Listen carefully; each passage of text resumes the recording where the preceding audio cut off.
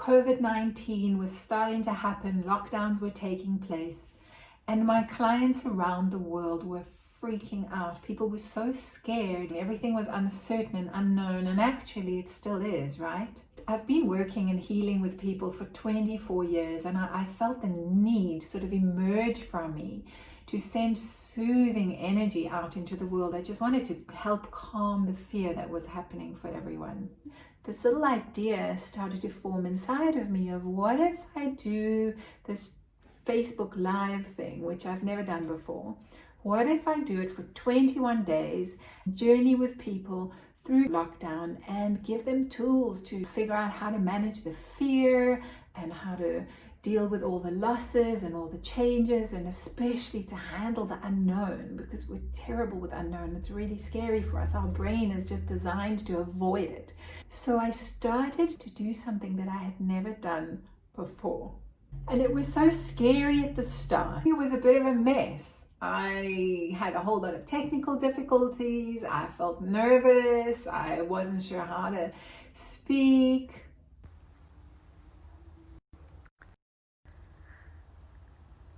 Hi there. This is the first time that I'm doing this, so you're going to have to bear with me as I figure out the technicalities.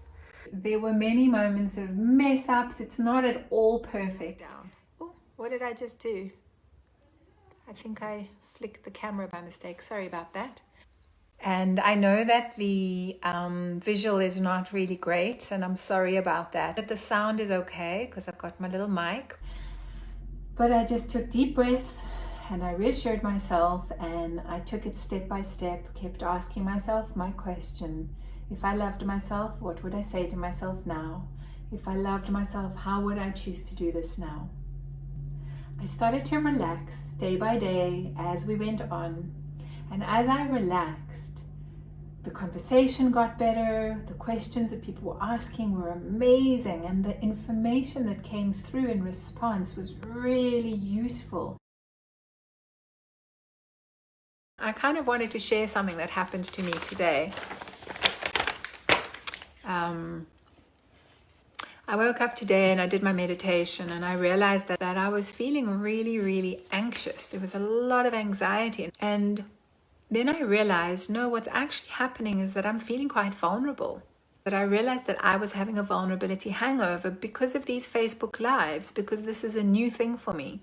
So I'm used to giving workshops. I've spoken in front of hundreds of people and I've been okay afterwards. But I'm used to an ongoing engagement, and I'm used to seeing the people that I'm engaging with. And here I am sitting and staring at my phone, and I don't know who's watching, and I can't see your faces. It's kind of like sitting in a room talking to myself. And it's really exposing because you can't engage and see the reaction of the other person to see if it's going down well or if it's not. And so, thank you for all the hearts that are coming up. So it's really, really interesting. And I realized that I was having a vulnerability hangover because I think yesterday I started to relax and be more comfortable and share more of myself. And so I could see that I needed reassurance and safety this morning when I realized what was going on.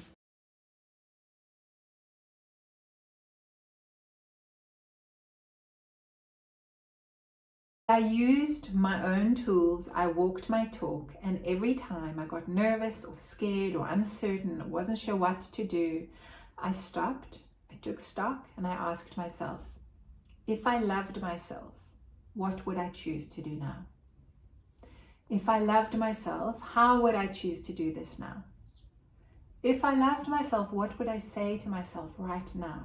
As I faced my fear, and as I reassured myself and kept taking steps towards my fear in a self-loving way, as I relaxed and trusted myself more and more, the most amazing conversation began to unfold.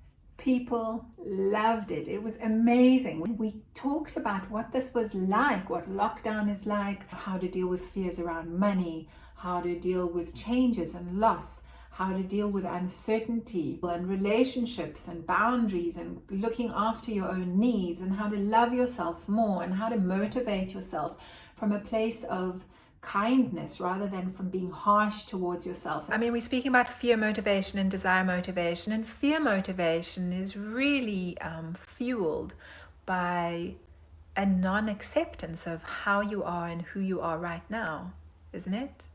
I mean, the only reason you say, I must improve, I must do more, is because somewhere in there is some belief that who you are and how you are right now isn't quite enough. You should do more, you should be more.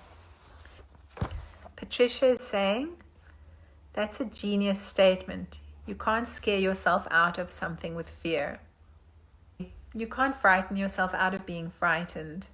We talked about how to deal with fear in the moment. So if you don't instantly react to your fear responses, but you approach them with the understanding that that's a programmed response and your brain is reacting to something it has perceived as dangerous, and you ask yourself, is it actually dangerous? Is there clear and present danger?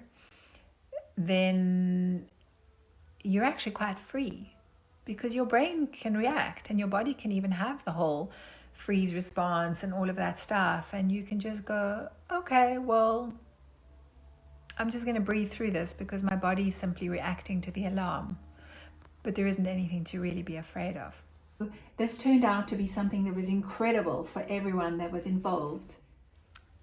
I got such lovely feedback from people about what it's been like to be part of this group, and it does feel like we've created a community here, meeting every day and just checking in with each other and figuring out how to do this quarantine quest from the inside out. It's something that started off as a desire to send soothing and calm out into the world turned out to be something that I'm very proud of. And I'm proud of it because it was a journey of following my own inner truth every single step of the way. And that's the way to be proud of anything you do. And it showed me again how when we listen to our own truth and when we do things in a self-loving way, especially when we face our fears and our challenges in a way that's self-loving and considerate of our needs, it creates the most satisfying experiences.